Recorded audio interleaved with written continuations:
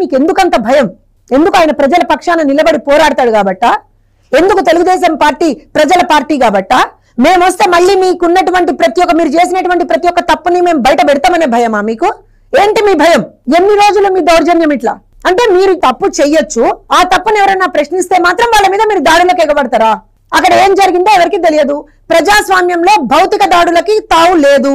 అందుకని ఒక మీడియా సంస్థ మీద దాడి జరిగినప్పుడు ప్రతి ఒక్కళ్ళు అక్రాస్ ద పార్టీస్ అందరూ కూడా దాన్ని ఖండించారు.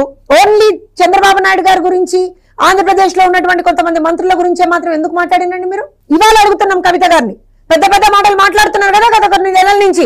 మీ పార్టీలోనే అంతర్గతంగా ఏవో ప్రాబ్లమ్స్ ఉన్నాయని కూడా మాట్లాడింది కదా. భౌతిక దాడులకు తెలంగాణలో స్థానం ఉందా? కవిత గారు మొన్న జరిగినటువంటి దాడి గురించి మీ స్పందన ఏంటి? అయ్యా కేటీఆర్ గారు మీ స్పందన ఏంటో చెప్పండి. కేసీఆర్ గారు మీ స్పందన ఏంటో చెప్పండి. ఇదేనా ఇన్ని సంవత్సరాల తెలంగాణ ప్రస్థానంలో మనం ఆఖరికి రేపు పొద్దున అందరికీ చూపించగలిగేది ఇదేనా? అవు మేము అందరి మీద దాడులు చేస్తాం, కొడతాం, తీడతాం, ఇదా? ఇంకా నిస్సిగ్గుగా బయటకు వచ్చి ఏం మాట్లాడతారండి? ఇది దాడి కాదు, నిరసన. మా నిరసనే ఈ స్థాయిలో ఉంటే మా దాడులు ఏ స్థాయిలో ఉంటే ఏం బెదిరిస్తున్నారా?